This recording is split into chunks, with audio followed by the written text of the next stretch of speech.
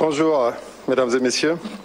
Donc, à la suite du docteur Ndiaye, je m'en vais faire un peu le point sur la situation épidémiologique à 4 mois d'épidémie. Et je pense que comme nous avons pu tous le constater, nous avons eu une progression de la plupart de nos indicateurs aujourd'hui. Nous avons essayé juste de faire le point sur l'ensemble des 3 premiers mois, à savoir le mois de mars, le mois d'avril, le mois de mai, et comparé au mois de juin.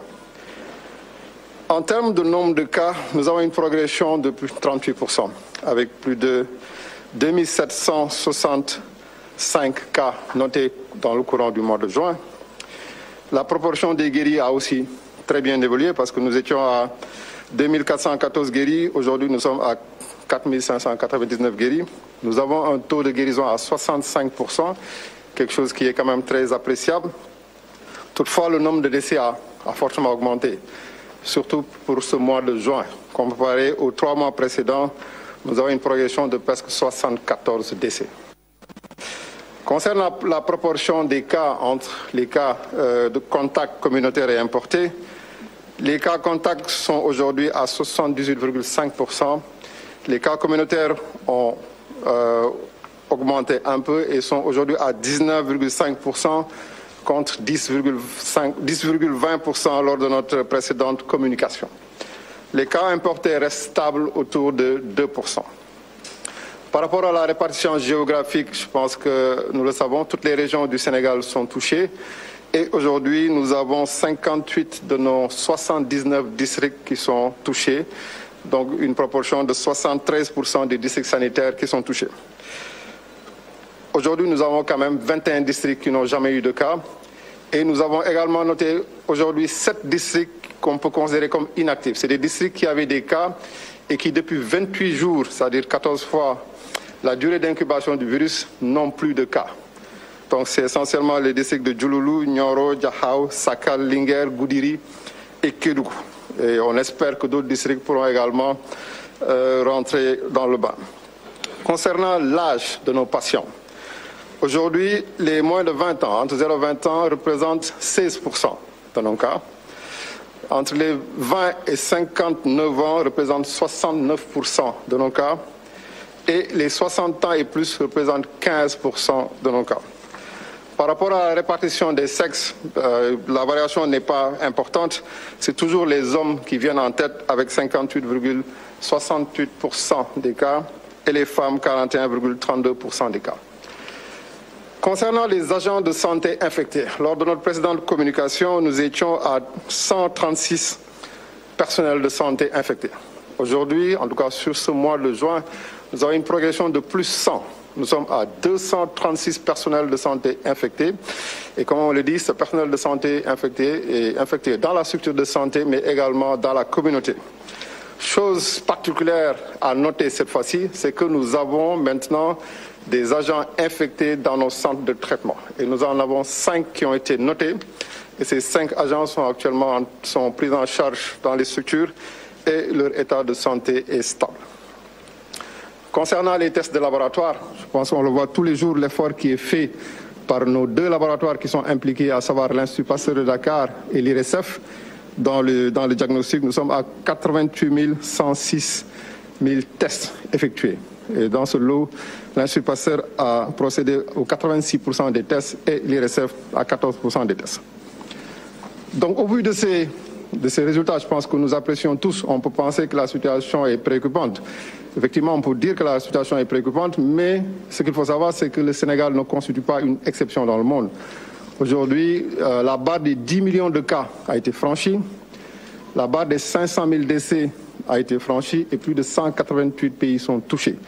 Donc à l'échelle mondiale, la maladie est en train d'évoluer et tous les pays sont touchés. Donc aujourd'hui, le Sénégal n'est pas une exception et ça ne nous surprend pas l'évolution des cas.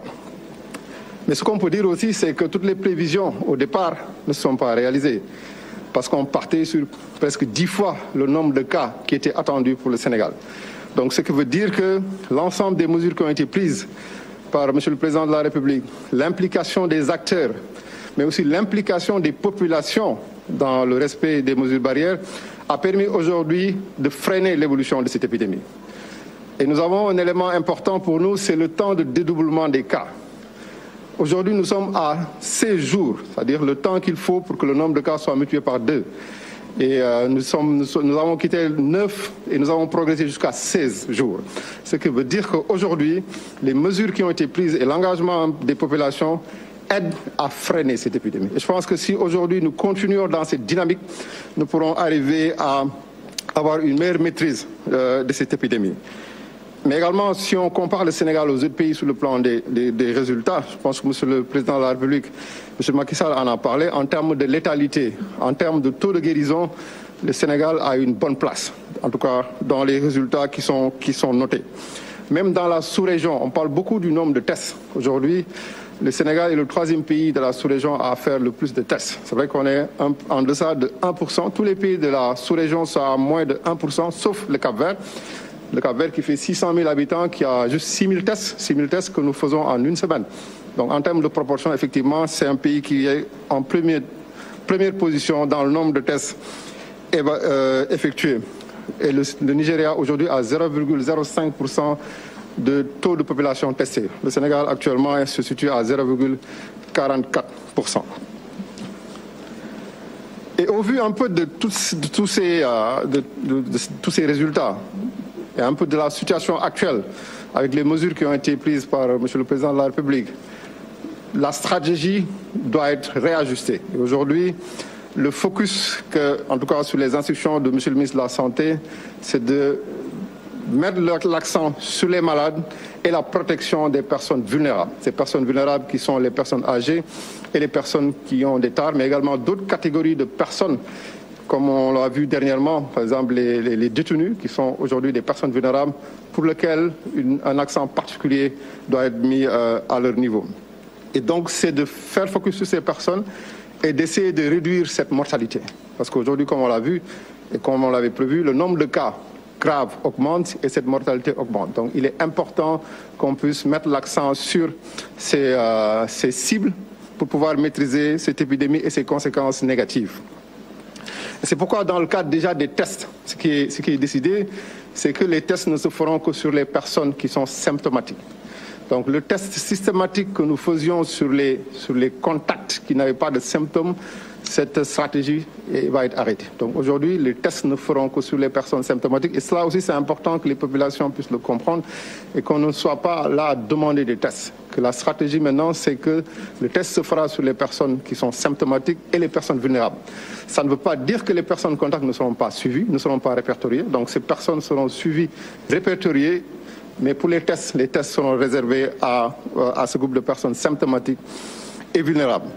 Cela aussi nous amène à amener une autre stratégie que M. le ministre de la Santé a annoncée. C'est par rapport à la prise en charge à domicile, donc qui fait l'objet de débats, qui n'est pas une première pour le Sénégal, parce que d'autres pays l'ont déjà expérimenté et l'ont fait avec des résultats. Nous, au Sénégal, effectivement, dès le départ, beaucoup de discussions se sont posées par rapport à nos conditions de vie, à nos conditions d'habitat. Mais ce que nous avons vu, c'est que certaines personnes, certaines populations remplissent les conditions pour être prises en charge à domicile. Il y a aussi un fait important qui nous pousse à y aller parce que nous avons aussi des cas de refus. Donc, avec l'augmentation de la stigmatisation, il y a eu des cas de refus et nous en avons plus de 200 personnes qui refusent d'aller dans les centres de traitement. Ces personnes, nous ne pouvons pas les abandonner. Nous sommes obligés de les prendre en charge.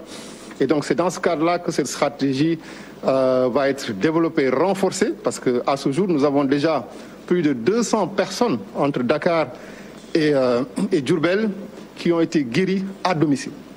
Nous avons une meilleure maîtrise, une meilleure connaissance de la transmission de cette maladie et nous savons qu'une personne peut être positive et vivre en famille en respectant les mesures barrières, suivie par l'équipe du ministère de la Santé et pouvoir guérir. Donc, vraiment une autre proposition que nous mettons et qui va nous permettre un peu de soulager nos structures de santé hospitalières et extra-hospitalières et de mettre l'accent sur certaines structures pour les personnes qui ont des symptômes. Parce que nous avons parlé de cas graves, mais ce qu'il faut savoir, c'est qu'il y a souvent ce qu'on appelle les cas sévères qui évoluent souvent vers les cas graves et que ces cas doivent être pris en charge dans les structures de santé et le focus sera vraiment mis à ce que ces personnes qui ont des symptômes puissent être pris dans les structures de santé et ceux qui n'ont pas de symptômes, en tout cas, si les conditions de vie, d'habitation le permettent, seront pris en charge à domicile, à distance, et une téléconsultation sera mise en place, des équipes d'intervention aussi seront